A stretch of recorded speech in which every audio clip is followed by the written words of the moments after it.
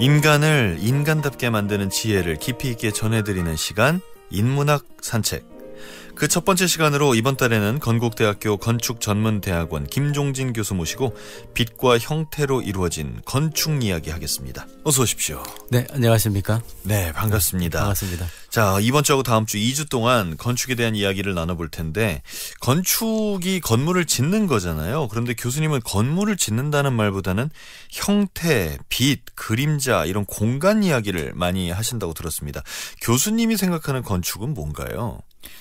네, 우리가 이제 건축이라고 하면 예전에 건설, 건축 공학적으로 많이 접근을 하다 보니까 네. 우리가 어떤 빌딩을 짓는다, 어떤 물리적인 실체를 많이 얘기를 했었는데 실제로 우리가 살아가는 환경은 보면 감각적인 경험들, 그 공간에서의 여러 가지 기능도 있고 또 뭐 빛과 그림자와 여러 가지 우리가 경험할 수 있는 현상적인 요소들도 많이 있는데 그게 예전에는 좀 그런 부분들이 가려졌던 것 같아요.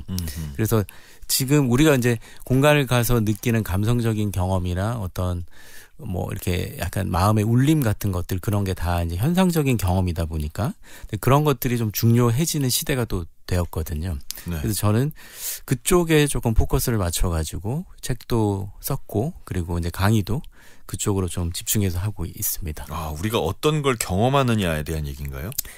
그렇죠. 우리가 경험하는 거는 아무리 그것이 물리적인 형태더라도 그걸 우리가 감각적으로 경험하게 되는 거고 그때는 여러 가지 촉각, 청각, 여러 가지 오감의 경험이다 보니까 그게 단순히 어떤 물리적인 어떤 완결된 모습뿐만은 아닌 것 같아요. 그거보다 좀 더 다른 차원, 그게 이제 뭐 마음의 경험이 될 수도 있고 감각의 경험이 될 수도 있고 그게 좀 더 깊이 들어가면 정신의 경험이 될 수도 있을 것 같아요. 그러면 건축을 지을 때부터 이런 마음의 혹은 감각적인 혹은 경험 이런 거를 생각을 하면서 지어야 된다는 말씀이신가요? 그러면 좀 더 완성된 모습이 그 결과물 자체가 좀 더 깊이가 있는 것 같아요. 그러니까 우리가 어떤 물리적인 기능만 생각하면 수학적으로 예를 들어서 뭐 10평의 어떤 공간을 짓는다라고 끝날 수 있지만 같은 10평이라도 어떤 공간에서는 그게 단순히 수학적인 공간이 아니라 그 안에 들어갔을 때 느껴지는 뭐 아늑함이라든지 따뜻함 이런 것들은 물리적인 것보다는 조금 다른 차원이 있기 때문에 그거를 미리부터 염두에 두고 짓게 되면 좀 더 기능에 맞는 좋은 경험이 이루어진다. 저는 그렇게 생각하고 있습니다. 그래요. 아주 색다른 관점의 건축 이야기를 하게 될 것 같습니다. 바로 이렇기 때문에 건축을 인문학의 한 분야로 볼 수가 있겠군요. 그렇죠. 이런 포인트로 가면 인문학의 분야로 당연히 갈 수 있고 우리가 건축을 하나의 장소와 공간을 만드는 문화로 생각을 하게 되면 그게 건축이 그냥 건설적인 얘기뿐만이 아니라 인문학이 개입이 될 수밖에 없는 그런 분야인 거죠. 물론 이제 인문학만으로 건축을 해석할 수는 없고요. 그게 이제 물리적인 또 과학적이고 공학적인 부분이 당연히 있기 때문에 그게 이제 교차점들이 저는 있다고 생각을 합니다.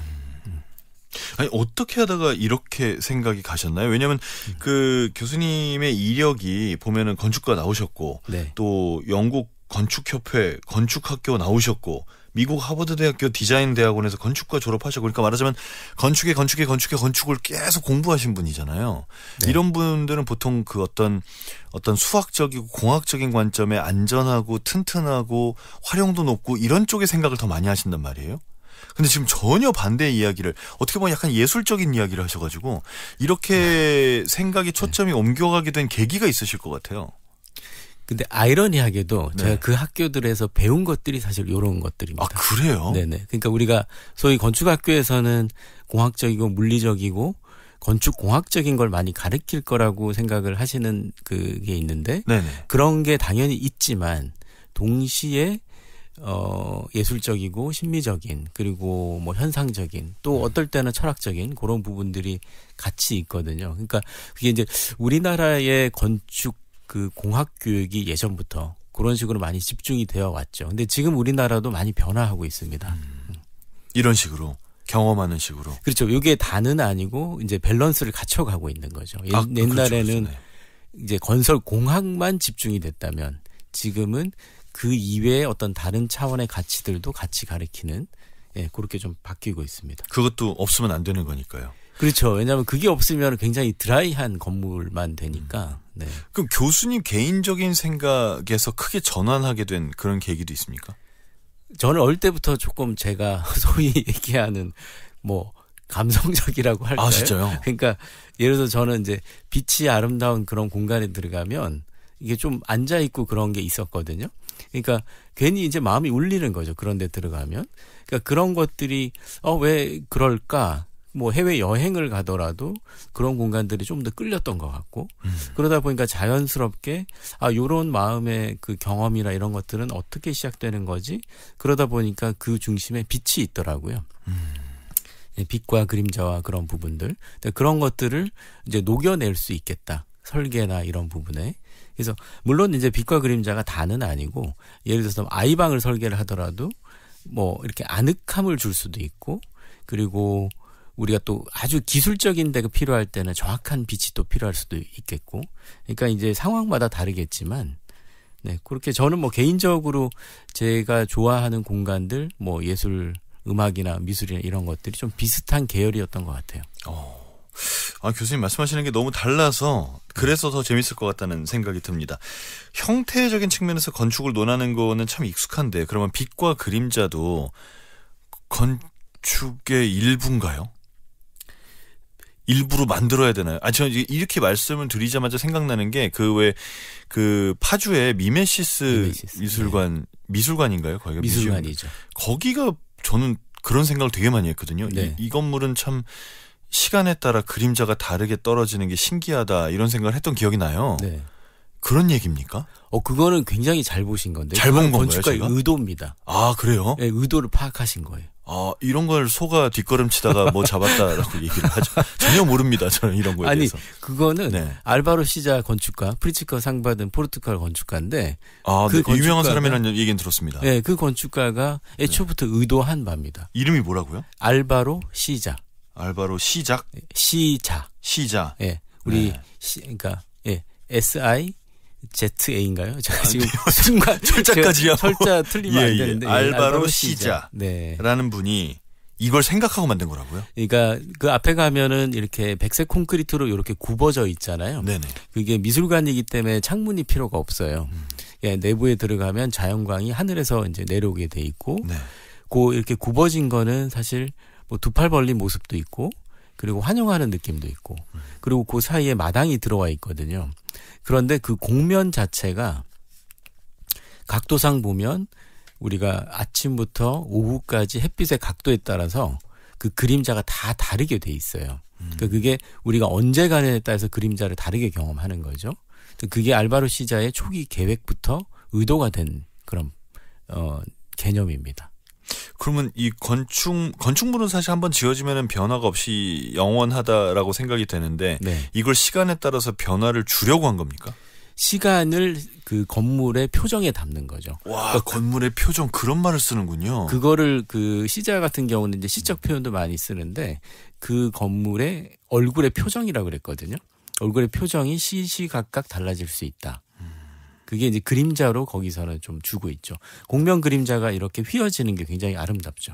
네, 특이하다고 생각했습니다. 네. 왜냐면 그런 건물이 자주 볼 수 있는 건 아니잖아요. 흔치는 않죠. 네. 네. 그리고 그게 미술관이기 때문에 가능했던 게 창문이 필요가 없다 보니까 이렇게 닫힌 형상으로 만약에 창을 많이 뚫게 되면 그런 것들이 좀 경감하게 되는데, 네, 거기는 그런 아름다운 표현이 이제 가능했던 그런 건축이죠.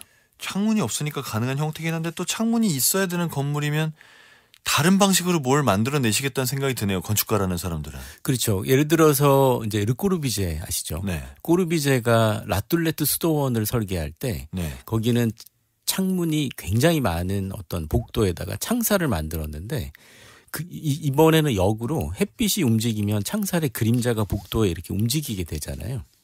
그렇죠. 안에 실내를 보면 그렇죠. 실내를 네네네. 보면 그렇죠. 네. 그 창살 설계를 음악가한테 맡겼어요. 설계를. 그래서 네? 그 그림자가 움직이는 거를 음악적으로 느껴지게 해달라. 그래서 음악가한테 건축 설계를요? 그러니까 그 음악가가 제나키스라는 사람인데 네네. 그 사람이 꼬르비제 사무실에서 건축을 배웠던 건축가이기도 합니다. 그래서 그거는 음악적인 우리 그림자의 움직임을 또 표현한 것도 있습니다. 그러니까 지금 말씀하신 대로 창이 있어도 그런 표현이 가능한 거죠.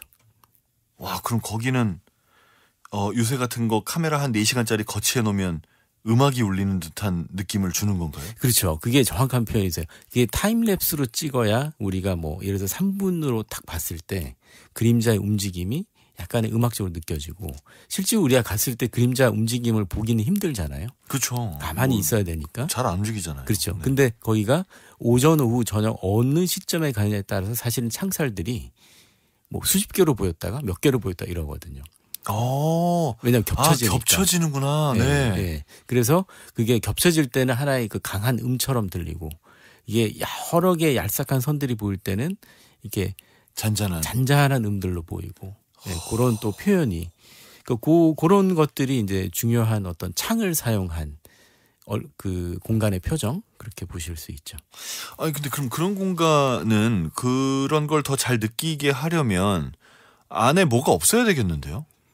거기는 이제 회랑에다 썼고요. 네. 보통 우리가 종교건축이나 미술관이나 문화공간은 조금 비울 수 있으니까. 네. 예를 들어서 우리가 터미널이나 병원이나 이렇게 기능적인 공간에 그렇게 하긴 좀 힘든데 조금 비어져 있을 때 이제 빛의 효과를 훨씬 더 감성적으로 줄 수는 있죠. 생각을 많이 해야 되네요. 하나 지을 때마다. 하나 건물 지어서 이 건물이 뭐 저 용도로도 쓰이고 저 용도로도 쓰이고 이게 아니네요. 그러니까 어떻게 보면 제가 지금 말씀드린 거는 조금 그 뭐 미술관에 이런 데 있지만 사실은 기능적인 공간에서도 거기에 적합한 빛은 줄 수 있죠. 예를 들어서 병원의 입원실에도 이게 이제 독일에서 연구가 되어 있는데 입원실에서 환자가 누워 있는 창밖에 무엇이 바라볼 때 그 환자의 치유가 조금 더 빨라지느냐 이런 연구들이 있거든요. 그럴 때 뭔가요 답이? 그럴 때 이제 창이 없을 때 네. 그게 이제 최악이고 그다음에 밖에 봤을 때 자연이 보일 때가 아주 좋고 자연이 안 보이더라도 빛이 온화하게 따뜻하게 들어올 때 그럴 때는 또 환자의 심리가 굉장히 완화되는 그러니까 그런 것들이 기능적인 공간에서도 이런 부분이 사실 가능합니다. 했는데 뭐 옆 건물 보이고 있고 그럼 별로 안 좋은 거군요. 옆 건물 보이고 파이프 보이고 그러면은 조금 마음이 좀 그럴 수 있겠죠. 와, 신기하네요. 이런 게 있다는 것도 신기하지만 이런 걸 누가 연구했다는 것도 참 신기합니다. 아니 그러면 이런 건물들 한번 예를 들어서 설명해 볼까요? 좀 교수님 제가 살짝만 찔러도 이렇게 막 나오는 거 보니까 네. 앞으로 나올 얘기가 정말 많을 것 같습니다. 네. 그래서 마음에 드는 건축물들 하나씩 좀 소개해 주시죠. 뭐 여러 공간들이 있는데요. 제가 그림자의 위로라는 책에는 이제 빛을 중심으로 뭐 이렇게 기능별로 나눴습니다. 수도원도 있고 미술관도 있고 도서관도 있고 그렇게 있는데 예를 들어서 뭐 수도원 같은 얘기를 한번 잘 해보면 우리가 지금은 수도원으로 쓰지 않는 프랑스의 뭐 르토론의 수도원 이런 공간들이 있는데 거기는 11세기에 지어진 건물인데 거기는 이제 세계적으로 빛과 그림자가 가장 아름답다고 하는 공간 중에 하나입니다. 그리고 소리가 잔향이 한 7초 정도 울립니다. 그러다 보니까 그레고리안 찬트나 이런 게 굉장히 잘 어울리고 가면은 어떤 마음의 울림 이런 것들이 이제 참 좋다고 많이 이제 세계적으로 건축가들이 극찬을 하는 공간이죠. 그런 데는 또 우리가 기능을 따졌을 때는 수도원이 빠져버린 공간이지만 그래도 빛과 그림자와 소리의 울림 이런 걸로는 상당히 감동을 주는 그런 공간이 프랑스 남부에 있습니다. 잔향음이 7초라고요? 엄청 기네요. 굉장히 길죠. 네. 우리가 클래식 콘서트홀이 보통 1.23초 정도 가야 되는데 여기는 7초다 보니까 그러니까 예를 들어서 빠른 바흐의 곡은 여기서 연주를 못하죠. 뭐 영상 촬영도 다 못하겠네요. 소리 엄청 울리겠네요. 음이 그냥 근데 대신에 만약에 그 아나운서님도 가셔가지고 노래를 한 소절 부르시면 잘하는 것처럼 아름답게 들리죠. 아 그래요? 네. 그건 또 매력적인데요. 네. 빛을 특별히 잘 쓴 공간도 있습니까? 빛을 잘 쓴 공간이 예를 들어서 도서관을 하나 소개를 해드리면, 네, 루이스 칸이라는 미국 건축가가 그 도서관을 하나 설계를 한 게 있는데요. 여기는 가운데 큰 중정이 있습니다. 있고 여기는 필립스 엑스터 아카데미인데 여기는 사실 고등학교 건물인데 고등학교 안에 있는 도서관입니다. 고등학교 안에 있는 도서관을 이렇게 훌륭하게 짓는 겁니까? 어떻게 돼 있는데요? 안에가 큰 중정이 있는데요. 중정은 뭐 우리나라도 많이 있지 않습니까? 그렇죠. 외부에서 봤을 때는 그냥 흔한 뭐 이렇게 벽돌 건물인데 안에 들어가면 중정이 뻥 뚫려 있는데 이 루이스 카인이라는 건축가가 이 중정만큼은 끝까지 고집을 했는데 그 이유가 뭐냐면 지식을 넘어서 지혜의 빛을 경험하자. 요게 이제 건축가가 모토로 삼았던 거거든요. 그럼 우리가 지혜의 빛은 그러면 그냥 뭐 말만 하면 되는 걸까? 그건 아니고 이 도서관에서는 보통 우리가 책을 빌릴 때 책을 두세 권 서고에서 꺼내가지고 이걸 빌릴까 저걸 검토를 하잖아요. 네. 근데 그 검토를 하는 책을 놓을 수 있는 조그만 테이블이 이 중정을 향해서 만들어져 있어요. 책을 놓을 수 있는 테이블이 그러니까 책을 우리가 창밖으로 중정이 보이는군요. 그 중정을 향해서 내부를 향해서 제가 책을 펴놓고 서 있을 수 있어요. 그러니까 볼 수 있는 거네요. 그렇죠. 근데 거기서 할 수밖에 없어요. 테이블이. 그 얘기는 뭐냐면 자동적으로 제 행위가 그렇게 돼버리는 거예요. 그리고 제가 고개를 들어보면 중정 사면에 다른 사람들도 같은 방향을 보고 있는 거예요. 가운데 빛으로. 그러네요. 네. 그래서 이걸 우리가 소위 공간의 안무라고 할 수도 있거든요. 공간의 안무. 안무요? 안무를 짜는 거죠. 사람들의 동선을 정하는 겁니까? 동선과 그 행위를 안무하는 거죠. 네. 네. 그래서 이게 그 안무의 개념도 적용이 돼 있고, 근데 이렇게 가서 이렇게 보면 자동적으로 빛을 보기 싫어도 중정을 향해 있고 책은 내 앞에 있는데 제 이렇게 몸과 시지각은 가운데 빛을 향해 있게 되는 거거든요. 그래서 루이스 칸의 그 모토 지식을 넘어서 지혜의 빛을 경험하자. 이게 실제로 약간 경험이 됩니다. 여기서는. 아주 좋은데 네. 눈부시진 않을까요? 눈이 부시진 않습니다. 왜냐하면 직사광선이 들어오지는 않습니다. 직사광선은 책이 안 좋기 때문에. 방향에 따라서 좀 들어올 수도 있지 않습니까? 이게 중정이 높아가지고 위에서 들어오는 빛은 그래서 한 줄기 빛이 그 아주 정오에 들어올 수 있는데 이게 이제 사람한테 들어오는 직사광선은 없습니다. 그렇게 또 설계를 했군요. 높이가 높아가지고. 참 이런 도서관이 이게 심지어 고등학교 도서관이라고 하시니까 뭐 학생들한테는 정말 일상의 공간일 텐데 교수님한테는 아주 경이로운 공간으로 이렇게 기억을 하고 있는 거 아닙니까? 네, 맞습니다. 네. 우리가 지금 어떻게 보면 지금 상암동에도 엄청 좋은 건물이 있는데 우리가 모르고 있을 수도 있잖아요. 그렇죠. 어떻게 하면 그런 공간의 아름다움을 좀 알아차리고 즐기고 그럴 수 있을까요? 제가 뭘 노력하면 됩니까? 못하는 거군요. 그건 아니고. 저는 안 되는 거군요. 아까 미메시스를 말씀하셨을 때 굉장히 캐치를 정확하게 하신 느낌을 제가 받았거든요. 그래요? 그 그림자의 변화가 느껴졌다고 그러셨잖아요. 그러니까 그게 어떻게 보면 그냥 열린 마음으로 공간을 경험했을 때 다가갈 수 있는 것 같아요. 예를 들어 우리나라에도 좋은 건물이 굉장히 많거든요. 뭐 전통 건축은 말할 것도 없고 그리고 근대 현대 건축도 굉장히 좋은 것들이 많아서 우리가 갔을 때 어떤 공간을 보고 이게 뭔가 느낌이 좋은데 왜 그럴까 하다 보면 이유가 있을 수도 있고요. 그리고 어떤 공간은 그냥 들어가자마자 약간 하는 정도로 감동을 줄 수도 있죠. 네, 그런 공간들은 사실 서울과 우리나라에도 꽤 있습니다. 사실 숨은 곳들도 많고. 네. 대표적으로 추천 좀 해주세요. 가보게요. 뭐 예를 들어서 뭐 전통과 근대와 현대로 나눌 수 있지만 어떤 걸 원하시는지 제가 전통은 사실 오히려 많이 얘기를 해서 현대로 한번 꼽아봐 주세요. 현대로 해볼까요? 네네네. 현대로 했으면 예를 들어서 뭐 동네로 치죠. 그럼 뭐 정동에도 좋은 데가 많고. 정동이요? 네네. 그리고 뭐 북촌 삼청동 쪽에도 많고. 거기 현대가 있어요? 예를 들어서 현대라고 했을 때 완전히 현대는 없을 수도 있지만 정동을 얘기해 볼까요? 네네네네. 정동을 얘기하면 우리가 시청 광장이 있지 않습니까? 그 시청에서 우리가 광화문을 바라보고 왼편을 바라보면 거기 주교자 성당이 있지 않습니까? 있죠. 그죠. 영국 성공회. 네, 성공회 성당이 있죠. 성공회 성당 혹시 들어가 보셨어요? 그럼요. 그 안에 있는 그 모자이크 금색 그 재단 같은 게 굉장히 아름다운데 그 옆에 이제 세실 마루라고 있어요. 혹시 세실마루는 잘 모르겠습니다. 들어보셨을 텐데. 네. 그 세실마루 같은 경우가 이제 김중업 건축가가 설계를 한 건데 세실마루 옥상을 올라가면 네. 주교자 성당과 덕수궁과 시청이 굉장히 아름답게 보여요. 그런 곳이 있다는 얘기를 한번 들었던 것 같아요. 그렇죠. 네. 그 세실마루가 의외로 사람들이 잘 몰라요. 그 저같이 일반인이 가도 됩니까?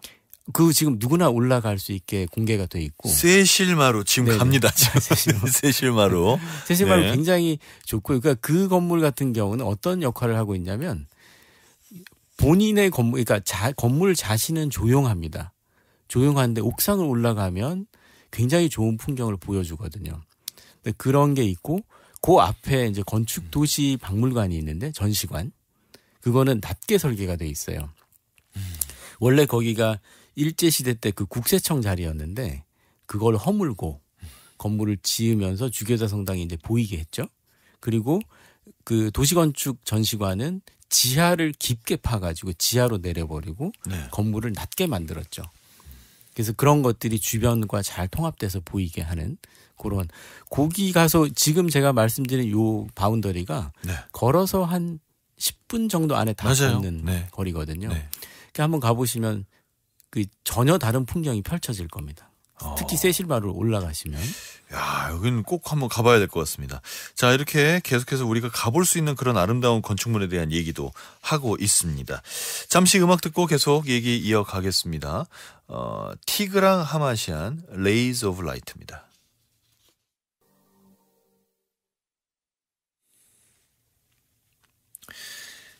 Ray of Light, 티그랑 하마시안의 피아노 연주로 함께 감상하셨습니다. 자, 국악방송 한석준의 문화시대 인문학 산책 10월에는 건국대학교 건축전문대학원 김종진 교수님 함께하고 있습니다.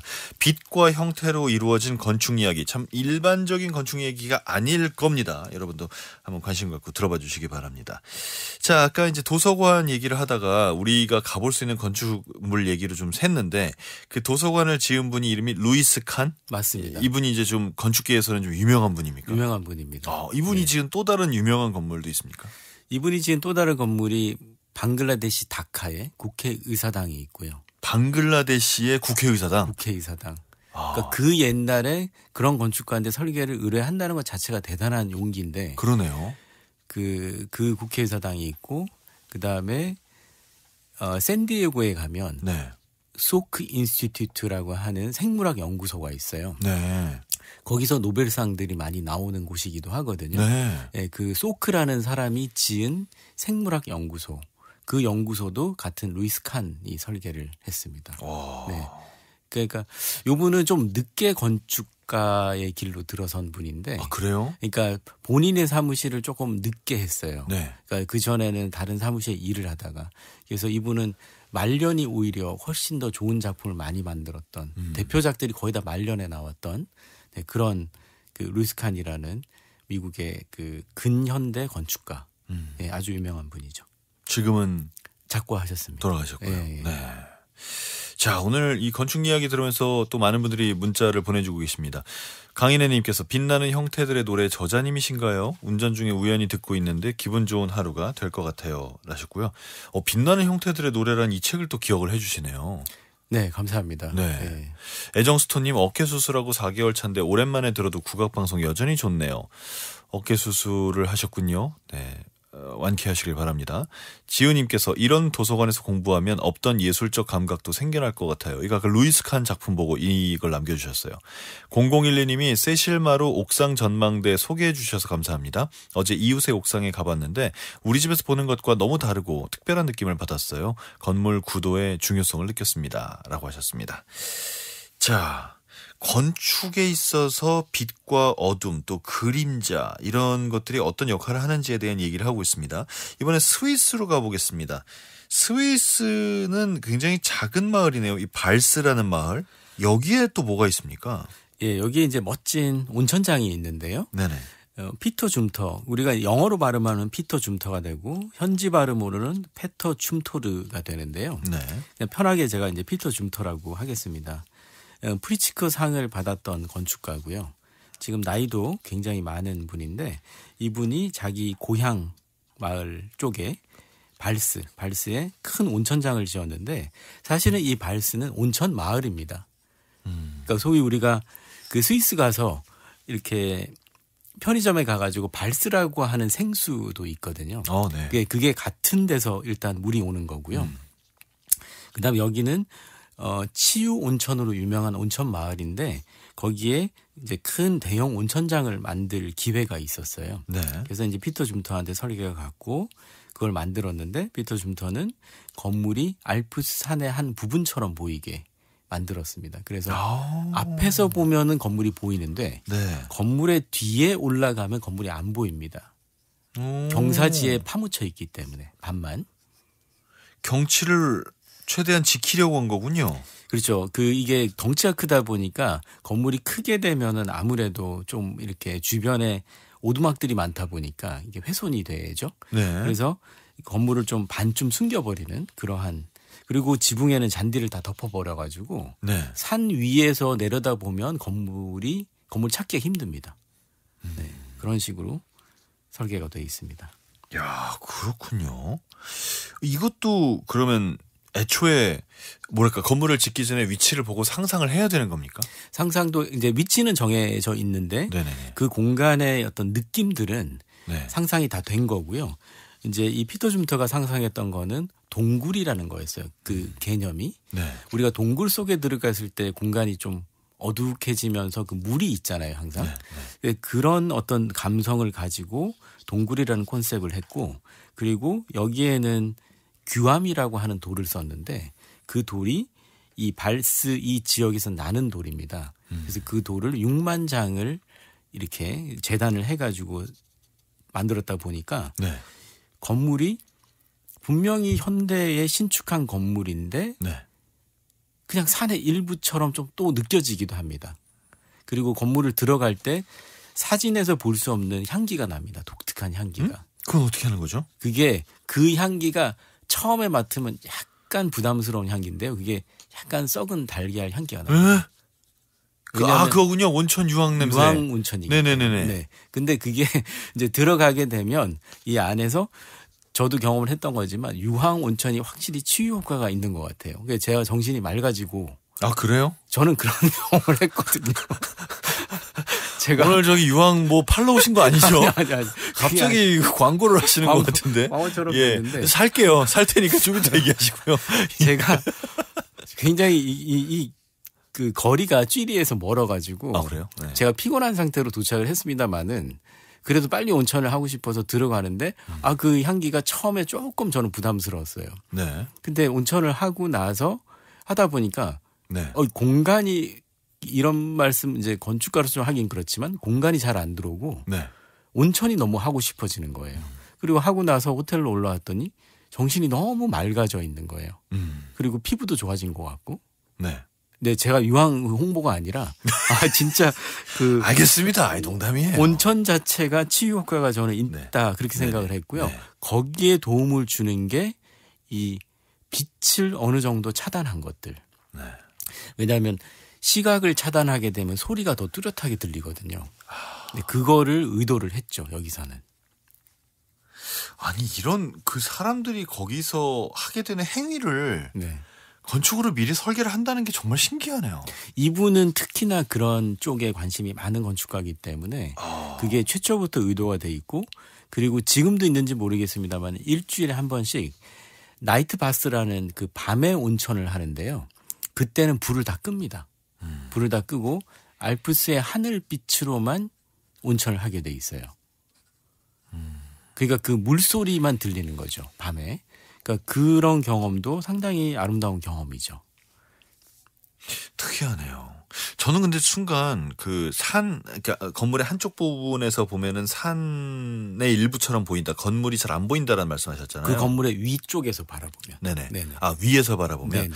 그럼 사람들이 이렇게 지나가면서 건물을 보고 우와 저 건물 멋있다라고 느낄 수 있는 포인트가 없는 거 아닙니까? 안 보이니까. 그렇죠. 이게 요 건물을 알고 보지 않으면 건물이 약간 숨어 있는데요. 네.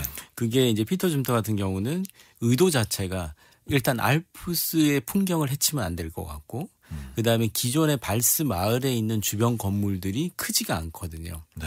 그 주변 건물들도 자기 건물로 훼손하고 싶지 않고 근데 다가가면 보입니다. 다가가면 이제 이게 그 모습을 드러내기 때문에 다가가면 이 건물이 그 건물인가 하는 걸 누구나 다 알 수는 있게 돼 있는데 조금 떨어져서 보면 건물이 이렇게 좀 숨어 있게 되죠. 저는 이런 게 진짜 의미가 있다고 생각하는 게요. 아까도 우리가 얘기했지만 이 발스라는 마을이 작은 마을이라면서요. 얼마나 작은가요? 그 정확한 사이즈는 제가 모르겠지만 뭐 약간 동네 수준이라고 생각하시면 됩니다. 그냥 그러니까 가면 뭐 도시보단 동네에 가까워요. 도시는 전혀 아니고 우리로 치면은 그냥 뭐 그 산악 동네 그 정도 개념이지 도시는 전혀 아닙니다. 뭐 지금 우리가 있는 이 상암동 이런 느낌도 아닙니까? 상암동의 한 10분의 1도 안 될 것 같습니다. 네네. 그냥 그런 작은 마을이라고 보시면 됩니다. 그런 산에 있는 작은 마을에 이 시설, 이 건물이 생기면서 우리가 놀러 갈 여지가 생긴 거잖아요. 조금 세계적인 명소가 돼버렸죠. 오히려 명소가 된 거잖아요. 그냥 놀러 가는 수준이 아니라. 이런 게 진짜 너무나 창조적이고 멋지다는 생각이 드는 거예요. 어디 그 건축물 하나가 이걸 랜드마크라고는 말을 뭐 굳이 쓸 것도 없고 그 건축물 하나 때문에 거기에 가고 싶고 거기서 뭘 하고 싶고 나도 거기 갔다 왔다는 말을 하고 싶고 이런 거예요. 요 건물은 조금 더 의미가 또 있었던 게 그래요? 그 말씀하신 부분에 또 추가로 의미가 있었던 게 요 건물은 처음에 투자 자체가 마을 공동체가 했거든요. 어떤 기업이 아니고 그러다 보니까 그 수익을 이제 이 공동체에서 배분을 하고 그런 의미가 있다 보니까 조금 더 건물에 대한 신경을 많이 썼던 것 같고요. 그런 좋은 의미로 해서 명소가 되었는데 이게 명소가 되다 보면 항상 약간 부작용이 일어나거든요. 어떤 의미에서요? 그래서 이 건물도 사실 그런 것들이 조금 있긴 있었습니다. 이게 뭐냐면 이게 명소가 되니까 스위스의 어떤 재벌 기업이 요걸 인수를 해버렸어요. 그리고 나서 그거를 거대 개발을 하려고 했는데 그거는 이제 반대에 부딪혀서 이제 하지는 못했어요. 그래서 지금 현재는 소유가 마을 공동체가 아니라 기업이 가지고 있습니다. 그러면서 안에 분위기가 조금 달라진 건 있는데 그래도 이 온천장 건물만큼은 그대로 유지가 되고 있습니다. 참 재밌습니다. 참 재밌고 참 대단하고 참 부럽고 그런 거 있었으면 좋겠고 상암동엔 뭐 없나 싶고 그런 생각이 들어요. 저 상암동 오래간만에 왔는데 저는 느낌이 되게 좋은데요. 상암동에 와서. 좋다고요? 뭐가 좋은가요? 저희는 맨날 붙잡혀서 일하는 느낌인데 뭐가 좋은가요? 외부인의 시선을 좀 들려주세요. 저는 일찍 왔거든요. 여기 한 20분 25분 일찍 와가지고 진작 저랑 만나실 걸 그랬네요. 차를 세우고 여기를 조금 걸어봤어요. 여기 이 코너를 저기 동그라미 있는 MBC 그 MBC 저쪽에 그 앞에 해서 커피를 하나 테이크아웃 할까 그러면서 걸었는데 요 건물들 사이에 있는 요 공간이 그 되게 독특하게 느낌이 좋더라고요. 회랑같이 돼 있는 부분이요. 회랑도 그렇고 뭐 왠지 광장일 수도 있고 광장 같기도 하면서 그렇게 뭐 자동차 도로도 아니고 그래서 저는 요 느낌이 그래도 상암동만 가지는 어떤 그 사이 공간들의 느낌 아닐까? 저는 그런 느낌을 받았습니다. 일단 저희랑 라디오를 마치면 12시지 않습니까? 12시에 나가면 또 다른 느낌이실 겁니다. 다 밥 먹으러 나오시겠네요. 사람이 100만 명 있습니다. 그 광장에 사람이 100만 명이 있습니다. 100만 명은 제가 좀 너무 확대했나요? 한 90만 명 정도 있습니다. 그 시간은 피하셔야 되겠네요. 그 시간에서 점심 먹을 데가 없어요. 그렇겠네. 모든 식당이 그렇습니다. 그 광장이 그렇게 좋아요? 다른 눈으로 보게 되겠는데 우리 이제 끝나고 나가서 보면은? 아니 저는 약간 다른 이 서울에 있는 다른 곳에서 보기 힘든 그런 약간의 이국적인 느낌이 저는 들었거든요. 물론 이제 와본 곳이긴 한데 그래도 오래간만에 몇 년 만에 와보니까 또 느낌이 색다르고 가을 날씨 때문에 더 그랬을 수도 있죠. 그죠. 나무들도 색깔이 좀 달라졌고. 근데 또 특이하게 저희가 있는 국악방송 1층 상가는 지금 몇 달째 비어 있거든요. 제가 주차를 하고 사실 1층에 가면 분명히 카페가 있겠지. 그리고 올라와서 이제 커피를 찾았어요. 근데 거기가 비어 있더라고요. 비어 있습니다. 그래서 나가게 됐습니다, 사실. 잘 비었네요. 나가시게 됐으니까. 야, 이렇게 건축을 보시는 분하고 얘기하니까 상암동조차 이제 다르게 보입니다. 아주 재밌는데 이 공간에 대한 얘기를 하고 있으니까 공간을 좀 더 얘기해 보면 이제 저희도 방금 건축가님한테 얘기를 듣고 나서 이 상암동에 대해서 다른 생각을 하게 됐지 않습니까? 이렇게 공간에서 시각적인 경험이나 감각적인 경험이나 내가 평소에 생각해보지 못한 방식의 어떤 생각을 해보거나 이런 경험들은 우리에게 어떤 영향을 줄까요? 저는 큰 영향을 준다고 보고요. 네. 예를 들어서 제가 좋아하는 아이들의 모습이 있는데요. 그게 네. 어떤 거냐면 예를 들어서 뭐 유럽을 갔다 어딜 갔다 이렇게 여행을 하시다가 뭐 예를 들자면 어떤 성당이 있다고 했을 때 우리가 유럽 여행을 가서 보통 가는 데가 보통 광장이고 옛날 건물들이잖아요. 네. 근데 밖에서 막 그렇게 소리 지르고 뛰어놀던 애들도 예를 들어서 유럽의 대성당을 들어가거나 그런 데를 들어가면 애들이 조용해져요. 맞아요. 네. 아무도 안 시켰는데 네, 조용해지거든요. 네. 조용해지면서 그 공간을 바라보는 눈빛이 있어요. 네. 저는 그게 너무 아름다운 거예요. 그 아이들의 눈빛이. 왜냐하면 그게 공간이 그렇게 사람을 만드는 거예요. 공간의 분위기가. 왜냐하면 우리가 아이들한테 조용히 하라고 안 시켰잖아요. 그렇죠. 근데 그 공간의 엄숙함과 그런 분위기에 아이가 신기해하면서 쳐다보거든요. 근데 그건 아이뿐만이 아니라 어른도 그렇죠. 그래서 저는 공간이 가지는 어떤 사람의 마음에 다가가는 힘이 있다고 보거든요. 네. 그래서 그거는 저는 이런 부분을 조금 더 우리가 많이 접하게 해주면 조금 더 풍부해지는 거죠. 왜냐하면 아이들을 경험시킨다는 거죠. 그게 이제 아이들을 예를 든 건데 그게 아이뿐만이 아니라 우리가 어떤 가로수길을 걷더라도 그게 빛이 아름답게 떨어질 때 걸었던 길에 대한 추억들이 또 있을 수 있잖아요. 그러니까 그런 것들이 장소에 대한 경험이 풍부할수록 저는 결국 일상에 대한 경험도 풍부해진다고 생각을 하거든요. 그런 것들을 조금 이렇게 약간 증폭시켜주는 역할을 건축이 할 수 있죠. 아, 그러네요. 오늘 저희가 이제 교수님 덕분에 상암동의 그 광장을 걸으면서 생기는 뭔가 다른 느낌이 생길 것 같거든요. 이것도 이제 교수님께서 저에게 주신 선물 같은 거네요. 그렇죠. 그렇게 생각하시면 제가 사실은 여기밖에 안 가봐가지고 제가 네네. 상암동 전체를 잘 모르는 상황에서 저도 저기 아파트 쪽 있는 쪽은 잘 모릅니다. 네네. 여기 안 사니까. 예를 들어서 이제 상암동뿐만이 아니라 네. 서울의 도심을 걷더라도 우리가 곳곳에 그런 것들을 발견할 수 있고 가다가 또 어떤 독특한 현대 건축이 나오면 사실 들어가 볼 수도 있는 거고 그게 이제 장소마다 그 설계를 잘한 공간들은 확실히 그 이렇게 머무르는 즐거움을 주는 것 같아요.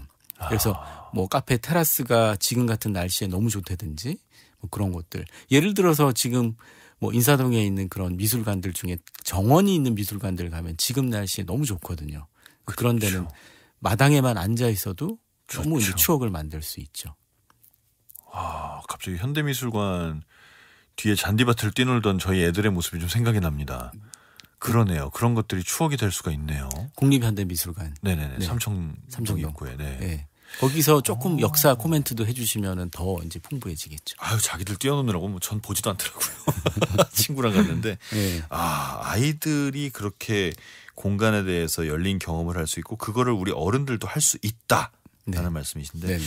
참 이런 영감들을 받는 우리 교수님은 어떤 거 만드시는지 궁금합니다. 남해 바다의 반짝임에서 영감을 받아서 빛의 채플이라는 걸 설계를 하셨다고 하더라고요. 이건 아직 지어진 건 지어진 건 아니고요. 아직 아니군요. 네, 제가 뭐 최근에 설계해서 지었던 거 같은 경우는 이제 뭐 조그만 주택이라든지 뭐 그런 것들이 있긴 있습니다. 조그만 미술관도 있고. 그래서 아무래도 저는 그 제 전공과 연구 주제가 이쪽이다 보니까 제가 이렇게 뭐 대형 큰 프로젝트를 할 수는 없고 이런 작은 스케일의 뭐 주택이나 미술관이나 묘도 설계한 적이 있고요. 그래서 그런 스케일의 것들을 제가 이제 설계를 하고 또 설계를 하면서 즐거워하고 그러고 있습니다. 묘지도 건축물인가요? 묘지가 우리가 반드시 어떤 지붕이 있어야 꼭 건물이라고 생각은 안 해도 되죠. 그래서 우리가 뭐 야외 공간도 지붕이 없는 하나의 건축 방으로 볼 수도 있잖아요. 그러면은 그게 사실은 돌아가신 분들을 위한 공간이긴 하지만 그곳에 오는 분들은 추모하는 사는 사람들이니까 그분들이 와서 쉴 수 있는 그런 공원 같은 그런 묘지 그런 것들은 또 세계적으로 아주 좋은 곳들도 많이 있습니다. 자, 오늘 이 건축에 대한 아주 재밌는 얘기들을 하면서 이 시간이 벌써 거의 다 지나갔는데요. 정말 끝으로 요거 하나만 좀 여쭤보고 싶습니다. 빛과 어두움, 그림자의 아름다움을 느낄 수 있는 서울의 건축물을 좀 소개해 주신다면. 세실 옥상 빼고 또. 그러니까 하나만 지금 더. 여기서 만약에 빛만 아니라 빛과 어둠까지도 같이 얘기를 한다면 네. 저는 그래도 우리나라 근대 건축 작품 중에 그래도 손꼽히는 건물이 저는 안국동에 있는 아라리오 갤러리. 지금 현재는 아라리오 갤러리지만 네. 예전에 그게 김수근 건축가가 설계한 공간 사옥이었거든요. 그렇죠. 공간이라는 건축 사무실의 사옥이었죠. 맞아요. 네. 거기를 들어가시면 이런 빛과 어둠의 교차, 그게 굉장히 작은 공간이지만 그런 것들을 잘 느끼실 수 있고 또 어떤 분들은 가서 이게 너무 폐쇄적이지 않느냐, 너무 어둡지 않느냐 하지만 그래도 그 건축가의 의도가 있기 때문에 뭐 그런 것도 한번 보시면 좋겠고 그다음에 뭐 경동교회도 같은 건축가가 설계를 하긴 했죠. 네네. 거기도 파이프 오르간 연주할 때 개방을 하기 때문에 예배가 아니라 그럴 때는 연주를 들으러 가셔도 굉장히 좋은 곳이거든요. 그리고 뭐 김중원 건축가의 설계도 있고 뭐 여러 사례들이 있는데 대표적으로 지금 오늘 뭐 국립현대미술관도 나왔고 그러니까 안국동에 있는 그 구공간 사옥을 한번 가보시면 좋을 것 같습니다. 이 아라리오 갤러리 옆에 레스토랑도 생겼다고 하니까 일반인이 가긴 좀 쉬운 장소가 됐네요. 그 레스토랑이 유리 건물 말씀하시는 거죠? 네네. 유리 건물이 공간 사옥의 신사옥이었어요. 신사옥. 예, 신사옥이었는데 그게 지금은 레스토랑으로 됐고 그게 유리로 만든 이유는 그 김수근 씨의 이제 그 다음에 공간 대표가 설계를 했는데 김수근 씨의 의도는 창덕궁을 바라보는 거였어요. 네. 그 사무실에서 네네. 그 창덕궁의 뷰를 해치지 않겠다. 그 자기는 유리로 만들어서 그걸 투영을 시키겠다. 시선을. 그런 의도로 유리 건물이 만들어졌습니다. 참 이런 스토리도 정말 재미있습니다. 자, 오늘 건국대학교 건축전문대학원 김종진 교수님과 함께 인문학 산책 첫 번째 시간 해봤습니다. 빛과 형태로 이루어진 건축 이야기였고요. 다음 주에 김종진 교수님과의 또 한 번의 시간이 남아있습니다. 오늘 시간 내주셔서 감사합니다. 네, 감사합니다. 저희가 오늘 준비한 순서는 여기까지입니다. 건축 작품의 빛과 어둠을 찾아 여행을 했지만 정작 그 속에서 발견한 것은 빛과 어둠 너머의 세계였다. 김종진 교수의 책 그림자의 위로 속에 문장 남겨드리면서 끝곡 띄워드립니다. 박경소의 사이 감상하시면서 저도 여기서 인사드릴게요. 지금까지 한석준이었고요. 내일 오전 11시 문화시대에서 기다리겠습니다.